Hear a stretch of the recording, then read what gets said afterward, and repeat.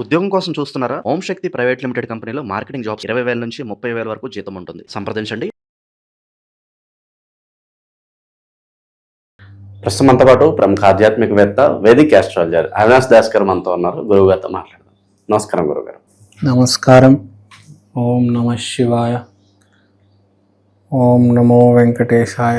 గురుగారు, ఆగస్టు నెల విశేషంగా సింహరాశి వాళ్ళకి ఏ విధంగా ఉంటుందంటారు? వీళ్ళు ఎటువంటి జాగ్రత్తలు తీసుకుంటే విశేషంగా ఈ నెల వెళ్ళి కలిసి వస్తుందంటారు?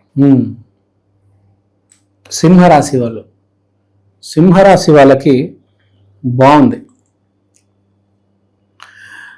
వీళ్ళకి ఇక్కడ సూచించేది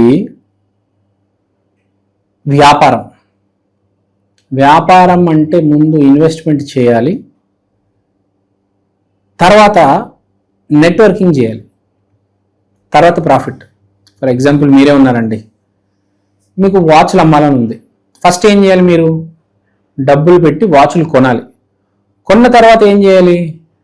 అందరికీ చెప్పాలి. యూట్యూబ్, ఇన్స్టాగ్రాము, ఫేస్బుక్, పాంప్లెట్లు అన్నీ పెట్టాలి. తర్వాత సేల్స్ జరుగుతాయి కదా. 3 స్టెప్ ప్రాసెస్. సో ఇక్కడ ఏం కనిపిస్తుందంటే అదే వ్యాపారం ఫస్ట్ స్టేజ్లో ఉన్నారు. మీరు ఇన్వెస్ట్మెంట్ చేయబోతున్నారు.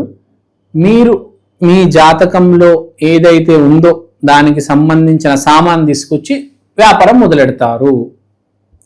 అది కిరాణా షాప్ కావచ్చు, వాచ్ కావచ్చు, చొక్కా, ఏదైనా అవ్వచ్చు, ఉంగరం, వాటర్ బాటిల్, ప్లాస్టిక్ సామాన్లు, ఏదైనా అవ్వచ్చు. బిజినెస్ చేయాలంటే 100 రకాల వస్తువులు ఉన్నాయి. సో మీరు ఏంటంటే ఇప్పుడు ఇన్వెస్ట్మెంట్ పీరియడ్ కనిపిస్తుంది.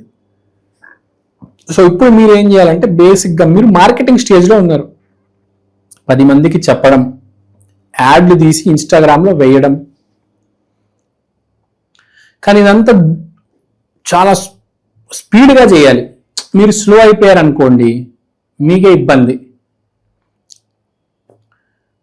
నేను బ్రెడ్ ప్యాకెట్ తెచ్చి పెట్టేసుకున్నారు, అది పాడిపోదా? బట్టలు కూడా పాడైపోతాయి కదా. అలా సరుకు ఎప్పుడు ఉంచకూడదు. రొటేషన్ అనేది జరుగుతూ ఉండాలి. ఏ షాప్కైనా బట్టలు కొన్నారు, రొటేషన్ జరుగు. షూస్ కొనాలి, షూస్ కూడా వాడిపోతాయి మీరు వాడకపోతే, చిరిగిపోతాయి. సో మనం చెప్పేది ఏంటంటే ఇప్పుడు ఇన్వెస్ట్మెంట్ చేసి దాన్ని రొటేషన్ మొదలు పెట్టండి. లేట్ చేయవద్దు. లేట్ కనిపిస్తుంది ఇక్కడ, మీరు లేట్ చేస్తారు అని కనిపిస్తుంది. లేట్ చేయవద్దు. ఇమ్మీడియట్గా మార్కెటింగ్ చేసేయండి. ప్రోడక్ట్ తీసుకొచ్చి మీ షాప్లోనో మీ ఇంట్లోనో పెట్టడం కాదు. దానికి స్పీడ్గా మార్కెటింగ్ కూడా చేయాలి. చేస్తే అప్పుడు మెల్లిగా జనాలు వస్తారు. మీరు ఇప్పుడు ఏ స్టేజ్లో ఉన్నారంటే కొనేసి పెట్టేసుకున్నారు, ఇన్వెస్ట్మెంట్ అయిపోయింది, మార్కెటింగ్ చేయడం లేదు. స్పీడ్గా మార్కెటింగ్ చేయాలి. మార్కెటింగ్ స్పీడ్గా చేస్తే అప్పుడు వెలుతురులోకి వస్తుంది, జనాలు చూస్తారు. కానీ అదంతా కనిపించడం లేదు. అన్నీ వ్యాపారం చేసేటప్పుడు ఫస్ట్ మనం ఏం చేస్తామంటే డబ్బులు ఎప్పుడు సరిపోవు. 10 మందిని అడుగుతాం, అన్న ఇలా వ్యాపారం చేస్తున్నాను, అసలు డబ్బులు కావాలన్నా మళ్ళీ ఇచ్చేస్తానన్నా అని చెప్తాం. ఒక 10 మందిని అడుగుతాం మనం. మీరు వ్యాపారం చేస్తున్నారంటే డబ్బులు ఇస్తారు. మామూలుగా అప్పు అడిగారు అనుకోండి, పర్సనల్గా ఇవ్వరు. మీరు వ్యాపారం చేస్తున్నట్టే వీడు రొటేషన్ చేస్తాడరా, వీడికి డబ్బులు ఇద్దామని కొంతమంది పెడతారు నమ్మకంతో. మీరే ఇప్పుడు వాచ్లు అమ్మాలనుకో, ఏ చైనా నుంచో, ఏ అమెరికా, వియత్నాం నుంచో వాచ్లు తీసుకురావాలి, డబ్బులు కావాలి కదా. 500 తీసుకొస్తారు, ఇక్కడ 3,000కి అమ్ముతారండి. ప్రాఫిట్ వస్తుందా లేదా? అలాంటప్పుడు మీకు ఇన్వెస్టర్ దొరుకుతాడు. మనం చూసేది అంత బయట వాచ్ షాప్లను పెడుతూ ఉంటారు కదా. సో అదే జరుగుతూ ఉంటుంది. బయట నుంచి తీసుకురావాలి, ఇక్కడి నుంచి వెళ్ళాలి. ఫ్లైట్ టికెట్లు, హోటల్ రూములు, ఆ వాచ్లు 20 లక్షలు అవ్వవా? 20 లక్షలు అప్పుడు మీకు వాచ్లు వస్తాయి. ఒక 100-1000 వాచ్లు వస్తాయి, ఎన్నో వాచ్లు. ఆ వాచ్లను అప్పుడు డిస్ప్లేలో పెడితే సేల్ అయిపోతాయి. కానీ మీకు ఇనిషియల్గా డబ్బులు అయితే కావాలి కదా. సో ఇక్కడ చెప్పేది ఏంటంటే మొహమాటం ఏమీ లేకుండా అప్పు అడగండి. అప్పు అడిగితే మీకు దొరికే అవకాశం ఉంది. కొంచెం స్లో అవ్వచ్చు కానీ మీకు దొరుకుతుంది అప్పు. అప్పు వచ్చిన తర్వాత, మీకు అమౌంట్ వచ్చిన తర్వాత ఇమ్మీడియట్గా షాపింగ్ చేసి లేట్ చేయకుండా మార్కెటింగ్ స్టార్ట్ చేయండి, సేల్స్ స్టార్ట్ చేయండి.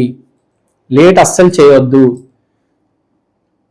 సో అది చెప్పేది వ్యాపారస్తులకి. ఇది మంచి అవకాశం, దీన్ని వాడుకోవండి. తర్వాత వీడికి ఇంకోటి ఉంది, వీడి వ్యాపారం ఏదో రకంగా సెట్ అయిపోతుంది. పెళ్లి చేసుకోవాలి వీడు. ఆ కన్ఫ్యూజన్లో పడిపోయి ఉన్నాడు వీడు. నేను ఆ అమ్మాయిని చేసుకోవాలా, ఈ అమ్మాయిని చేసుకోవాలా? ఆ అమ్మాయికి అందం ఉంది, ఈ అమ్మాయికి డబ్బు ఉంది. ఈ అమ్మాయితో చేస్తే సంతోషంగా ఉంటా, ఈ అమ్మాయితో చేస్తే ఎలా ఉంటుందో తెలియదు. ఏం చేయాలి? ఎవరైనా మామూలుగా రెండు ప్రతి మనిషికి రెండు ఇదైతే పక్కా వస్తుందండి. ఒకటి డబ్బున్న అమ్మాయి, ఒకటి అందమున్న అమ్మాయి. ఇప్పుడు వాడు దేన్ని చేసుకోవాలి అది నాకు తెలియదు, నిజంగా చెప్తున్నా. అది మీ మీదకే మన చూస్తున్న వాళ్ళ ప్రేక్షకుల మీదకే వదిలేస్తున్నా. ఏదో రకంగా మీరు పెళ్లి చేసుకోవాలి అని నేను కోరుకుంటున్నాను. సో ర్యాపిడ్గా, ఇమ్మీడియట్గా, స్పీడ్గా పెళ్లి అయితే మీది కనిపిస్తుంది నాకు. చాలా స్ట్రాంగ్గా పెళ్లి జరుగుతుంది ఇప్పుడు సింహరాశి వాళ్ళకి. అనుకోకుండా చాలా వేగంగా జరిగిపోద్ది. ఇప్పుడు ఆటోమేటిక్ కదా సెటిల్ అయిపోయాడు మనిషి. నెక్స్ట్ వాళ్ళ పేరెంట్స్ ఏమంటారు? పెళ్లి చేసుకుని ఆయన అంటారు. సో చాలా ర్యాపిడ్గా అనుకోకుండా జరుగుతుంది. కానీ ఇలా జరుగుతున్నప్పుడు మీరు ఎవరిని చేసుకుంటారు? మీకు 2-3 ఆప్షన్స్ వస్తాయి. మీ పేరెంట్స్ చూపించిన అమ్మాయిని చేసుకుంటారా, లేకపోతే మీరు ప్రేమిస్తున్న అమ్మాయిని చేసుకుంటారా, లేకపోతే సంథింగ్ 2 ఆప్షన్స్ వస్తాయి, కనిపిస్తుంది 2 ఆప్షన్స్ ఉంటాయి. So the option is in your court. ఇది చాలా ఇంపార్టెంట్ విషయం, జీవితానికి సంబంధించింది. సో సింహరాశిలో చాలా మందికి ఇది ఎదురవుతారు. 2 అమ్మాయిలు వస్తారు, దాంట్లో మీరు ఏ అమ్మాయితో ముందుకెళ్తారు అనేది మీ జీవితం మొత్తం డిసైడ్ చేస్తుంది. ధనపరంగా ఎలా ఉంటుంది? ధనపరంగా ఇదే చెప్తున్నా. వ్యాపారం అయితే పెట్టేస్తారు, ఇన్వెస్ట్మెంట్ పెట్టేస్తారు, కానీ మీకు డబ్బులు రావాలి. మీరు డబ్బున్న అమ్మాయిని చేసుకుంటే మీకు డబ్బులు వస్తాయి, మీ వ్యాపారం బాగుపడుతుంది. మీరు అందమైన అమ్మాయిని చేసుకుంటే ఆమె వల్ల అదృష్టం వచ్చి మీ వ్యాపారం బాగుపడుతుంది. కానీ ఎవరిని చేసుకుంటే మీరు సంతోషంగా ఉంటారు అది నాకు తెలియదు. సో ఒకసారి చూసుకోండి, మీకు ఏం కావాలి? డబ్బు కావాలా, సంతోషం కావాలా, అందం కావాలా? ఇద్దరు చేసుకుంటాను మాత్రం చెప్పకండి, అది కుదరదు. ఈ సమాజం ఒప్పుకోదు, గవర్నమెంట్ అస్సలకి ఒప్పుకోదు. సో ఇక్కడ చెప్పుకుంటే ఇది కండిషన్. మీరు ఏది డిసైడ్ చేసుకుంటే కర్మ అనేది ఇలా జరుగుతుంది అని ఎప్పుడు ఉండదు. వాటర్ లాగా ఉంటుంది కర్మ. మీరు ఏం చేస్తే దానికి రిజల్ట్ వస్తుంది. మీరు ఏ కప్పులో, ఏ గ్లాస్లో, ఏ చెంబులో పోస్తే వాటర్ షేప్లో తీసుకుంటుంది. బేసిక్గా కర్మ అనేది స్థిరంగా ఉండదు, కదులుతూ ఉంటుంది. మీరు ఏం చేస్తారు దాన్ని బట్టి ఆ రిజల్ట్ వస్తుంది కదా. మీకు వేరే రిజల్ట్ ఏం కొత్తగా ఏం రాదు. మీరు ఏం చేస్తారు దాన్ని బట్టే రిజల్ట్. మీ దగ్గర డబ్బులు ఉన్నాయి, కిరాణా షాప్ పెడతారా, వాచ్లు అమ్ముతారా? వాచ్లు అమ్మితే ఒక రిజల్ట్ ఉంటుంది, కిరాణా షాప్ పెడితే ఒక రిజల్ట్ ఉంటుంది. దాని తగ్గట్టే రిజల్ట్ ఉంటుంది. మీరు ఏం చేస్తారు అని మీ చేతిలో ఉండాలి. మీకు ఏ వ్యాపారం కరెక్ట్, మీరు ఏది చేస్తే బెటర్ మీకు తెలిసి ఉండాలి. అది మీ తెలివితేటలు, మీ చేస్తున్న కర్మ, మీకు ఏమనిపిస్తుంది, ఏది చేస్తే మీరు నీతి నిజాయితీగా చేయగలరు మోసం లేకుండా. మీ ఇష్టం. 30 లక్షలతో సూపర్ మార్కెట్ పెడతారా, లేకపోతే వియత్నాంకి వెళ్ళి వాచ్లు తెచ్చుకొని అమ్ముకుంటారా? దేంట్లో మీకు ఆనందం ఉంది, దేనివల్ల ప్రజలకి మంచిది, మీరు ఏది తక్కువ రేటుకి అమ్మగలుగుతారు? కిరాణా వస్తువుల, వాచ్ల, అది బెటర్ కదా, ప్రజలు ఉపయోగపడుతుంది కదా తక్కువ రేటుగా అమ్మితే. సో అది మీకు ప్రాఫిట్ ఉన్నది తర్వాత ఆలోచించాలి. ప్రజలకి ఏది ఫస్ట్ ఇంపార్టెంట్ మీరు కూడా చూసుకోండి, 2 నంబర్లు పెట్టుకోండి.